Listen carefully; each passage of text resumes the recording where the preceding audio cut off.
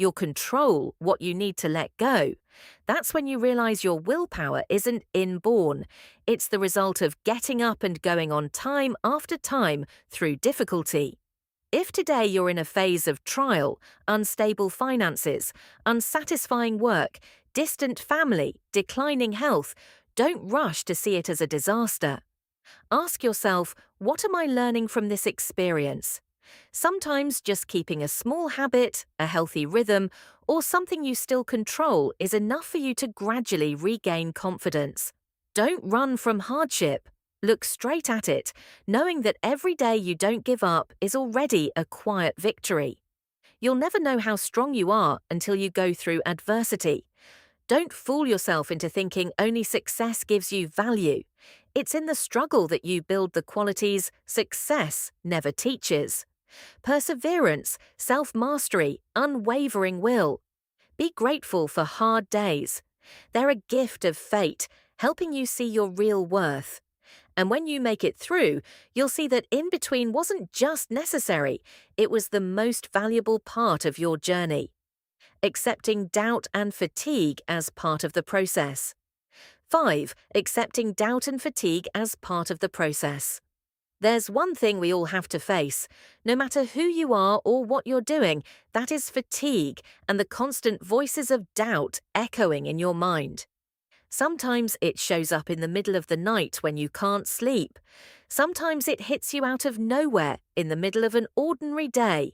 Am I really going the right way? After all this effort, is it really worth it?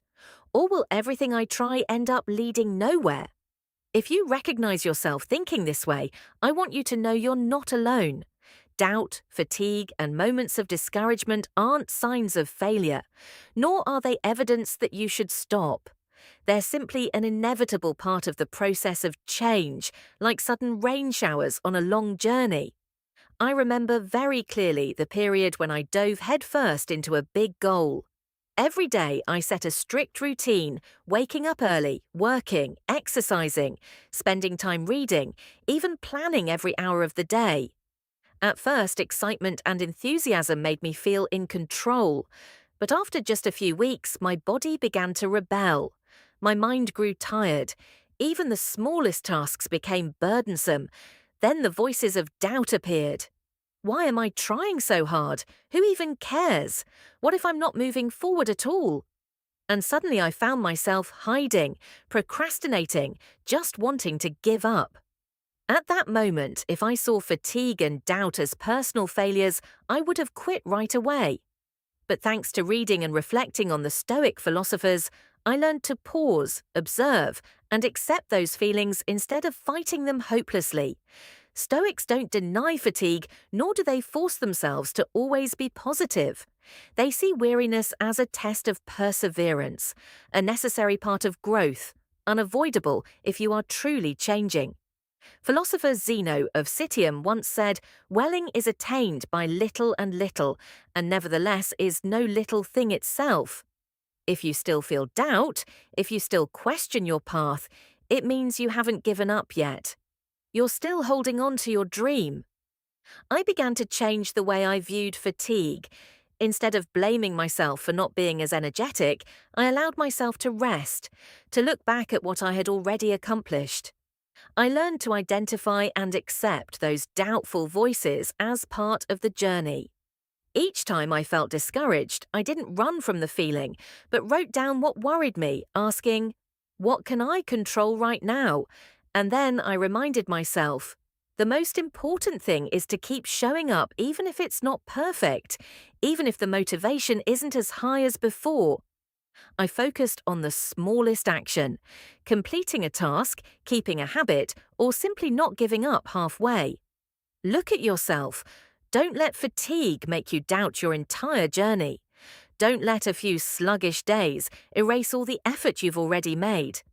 Doubt and fatigue are signals that you're leaving your comfort zone, that you're truly changing. People who do nothing big never know this feeling. And you know what? The days when you keep going, even just one small step in exhaustion, are the days you build real strength. You don't need to force yourself to always be positive, nor do you need to deny negative feelings.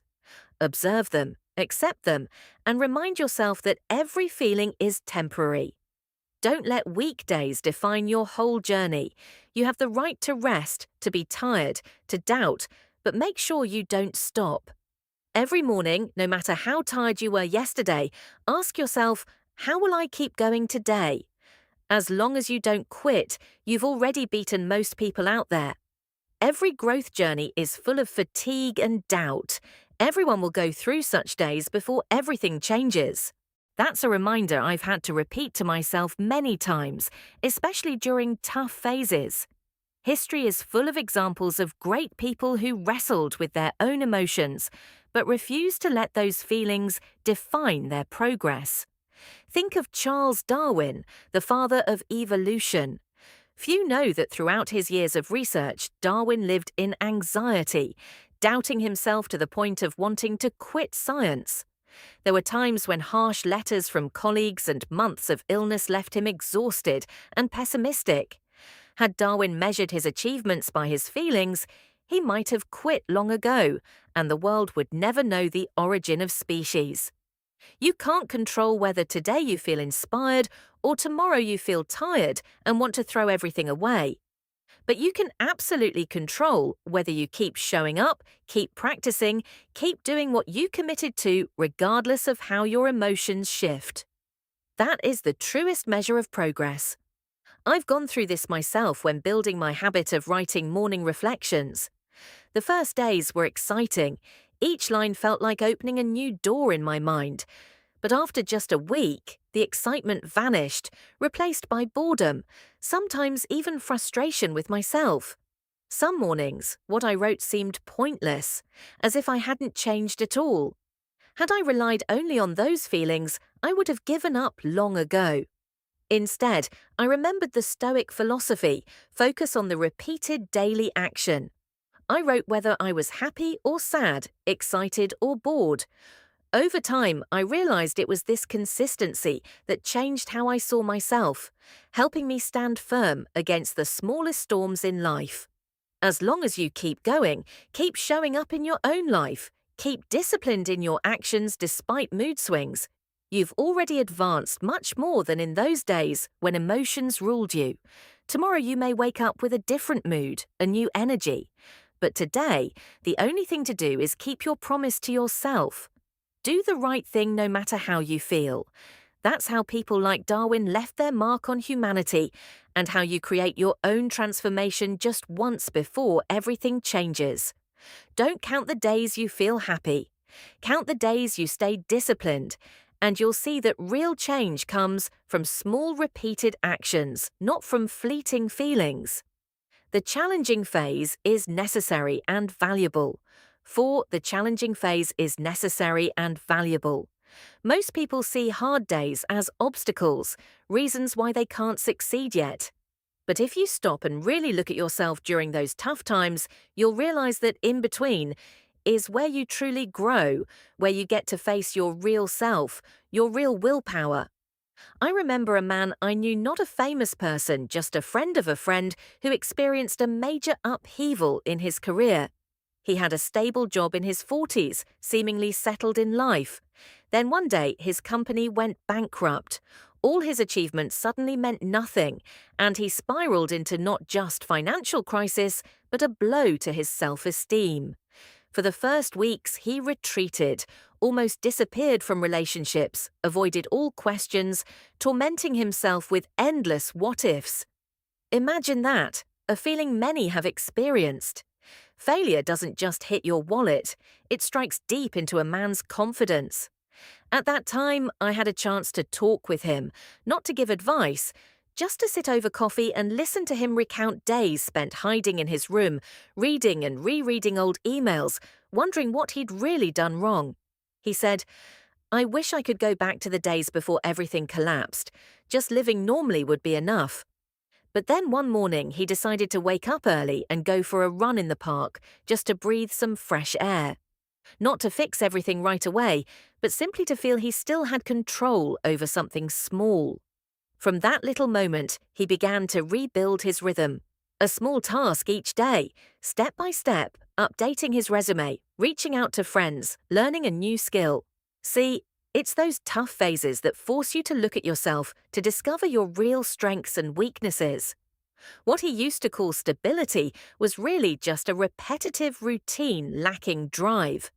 Failure forced him to start over, forging a resilient will, something he'd never have discovered without adversity.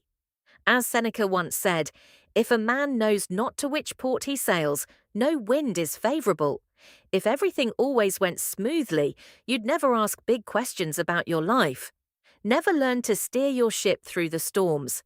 Many people just want to race to the finish line, thinking the fewer challenges, the better. But without passing through hardship, you can't build the steadfastness that Stoics see as the foundation of inner freedom.